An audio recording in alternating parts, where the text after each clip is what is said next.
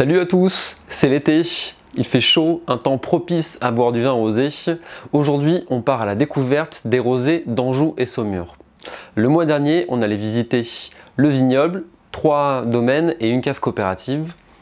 Mais avant tout, parlons des appellations qu'on trouve sur place. Il existe 4 appellations de vin rosé: rosé d'Anjou, cabernet d'Anjou, rosé de Loire et rosé de Saumur. Alors les rosés de Loire sont la première AOC de rosé sec de Loire. Ils sont produits avec les cépages Cabernet Sauvignon, Cabernet Franc, Gamay, Grolot et Pinot de Nice. Ils ont une couleur très prononcée qui tend vers le rouge flamand et ce sont des vins qui sont légers sur le fruit et très rafraîchissants. Les rosés d'Anjou sont, eux, la première AOC de vins rosés exportés de Loire. Ils sont produits avec une large palette de cépages, leur couleur est très claire et ce sont des vins qui sont parfaits à l'apéro. Le Cabernet d'Anjou est lui la première AOC de rosé tendre de France. Il se vend à plus de 40 millions de bouteilles par an. Il est produit avec les cépages Cabernet Sauvignon et Cabernet Franc. Le dernier né est l'appellation rosé de Saumur, qui représente 80 hectares de production et qui est produit avec les cépages Cabernet Franc et Cabernet Sauvignon. Maintenant, vous allez découvrir les 3 domaines qu'on a sélectionnés et la cave coopérative de Saumur. C'est l'heure de l'immersion dans cette belle région.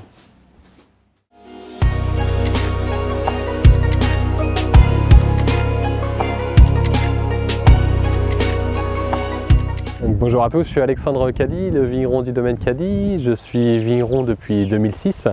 Domaine Caddy, c'est un domaine familial qui a été créé par mon arrière-grand-père François Caddy en 1927. Moi, je me suis installé en 2006 en association avec Philippe et Sylvie, mes parents.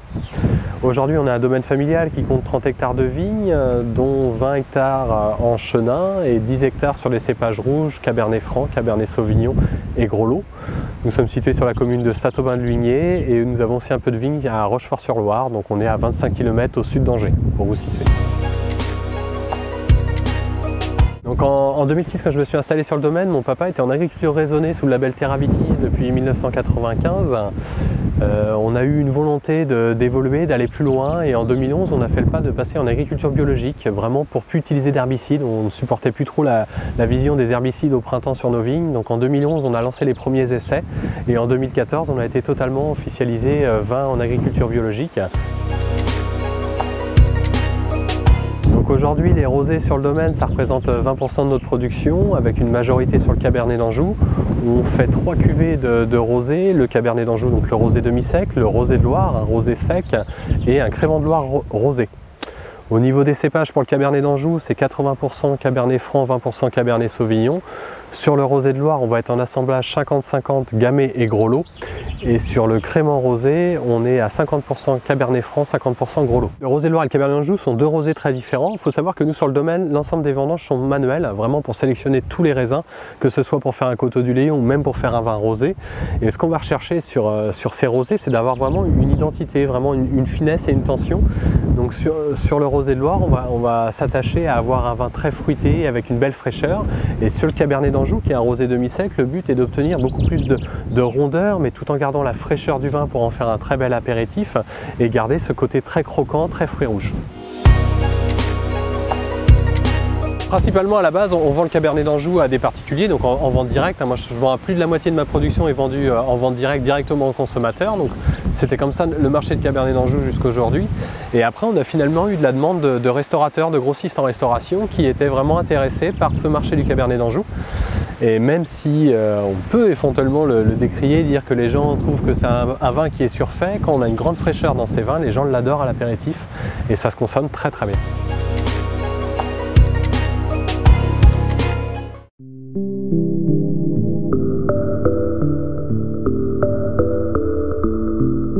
Bienvenue à la cave Robert et Marcel. C'est un établissement qui est une cave coopérative, donc création 1957. Une création qui est motivée par l'amitié de plusieurs copains vignerons et qui décide de rassembler les efforts collectifs pour en faire un établissement performant. Avec les années qui se succèdent, cette bande de copains au départ qui était à 10, aujourd'hui, en 2020, ils sont 350, dont 150 coopérateurs. Alors notre gamme de rosé est composée surtout de 3 appellations, le rosé de Loire, le saumur rosé et le cabernet d'Anjou. Alors trois vins qui sont différents. Un rosé de Loire issu d'un assemblage cabernet gros lot, plutôt sec, assez vif, plus pour l'apéro. Un saumur rosé, là 100% cabernet franc.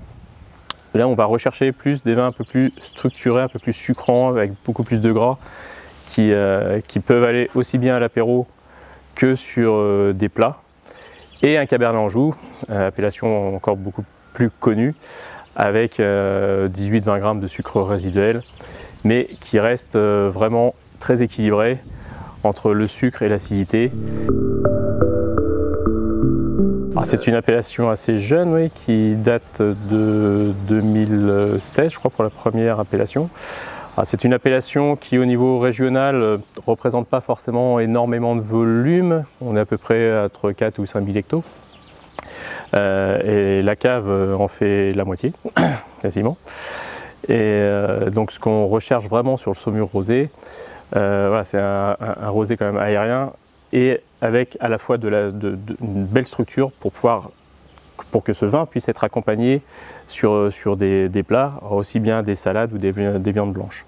Je suis œnologue depuis 20 ans, le rosé n'est pas un second vin comme pouvait l'être à l'époque, c'est vraiment un vin à part entière, comme un blanc, comme un rouge, et ça se travaille, ça travaille comme n'importe quelle autre cuvée.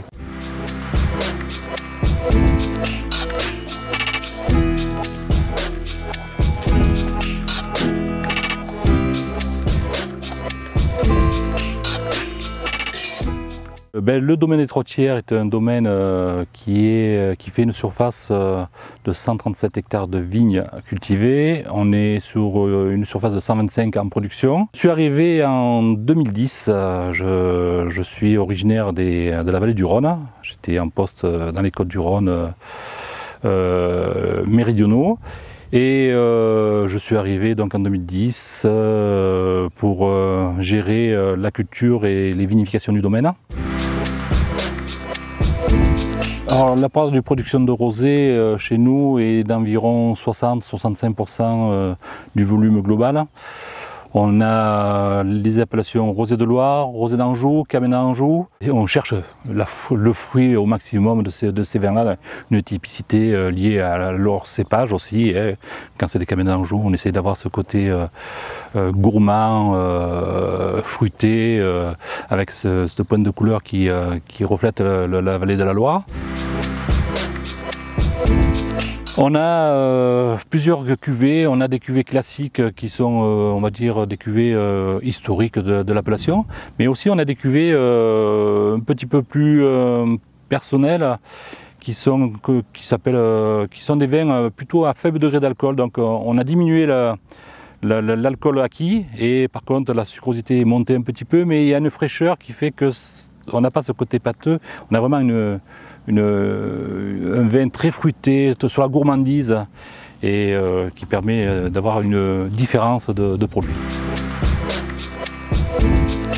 Alors effectivement, oui, ça correspond, après coup, on le savait, on s'en doutait un petit peu, mais après coup, ça correspond à une clientèle plutôt jeune, clientèle qui ne connaît pas très bien les vins qui arrivent sur le marché de la consommation et qui ont des a priori sur des vins trop durs, sur des vins qui pourraient ne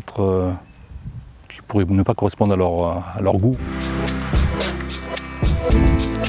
Alors la tendance effectivement est sur des vins plutôt clairs, mais la Loire restera toujours sous des couleurs soutenues et puis on ne sera jamais aussi clair que d'autres. Voilà.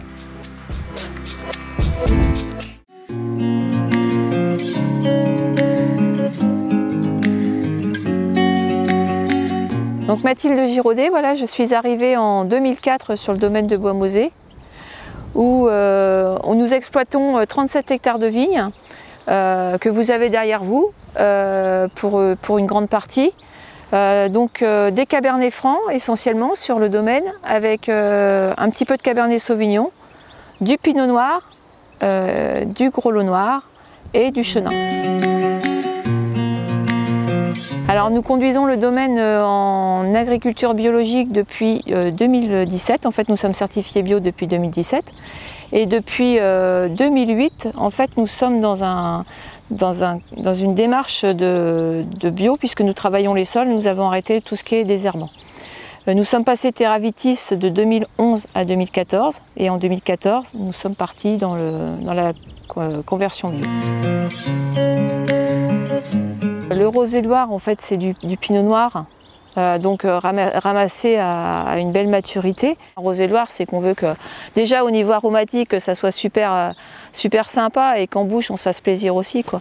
Donc non, c'est vraiment ce qu'on a sur ce type de vin. Notre Cabernet d'Anjou, c'est un 100% Cabernet franc.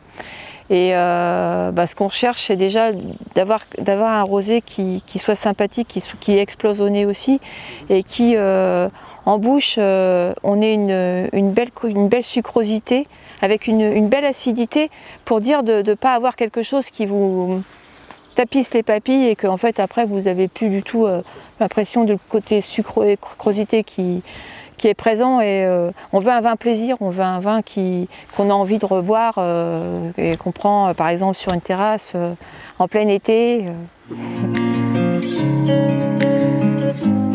En Anjou, on a fait énormément de progrès depuis une vingtaine d'années au niveau de ces vins-là. C'est vrai qu'on avait une réputation et qui n'était pas très bonne à ce niveau-là, mais je pense que là maintenant, on est bien. On est vraiment très bien, on a fait des très belles choses. Et le Cabernet d'Anjou, c'est quand même le vin qui s'est vendu le plus l'année dernière, donc en rosé, donc on en est fiers quand même.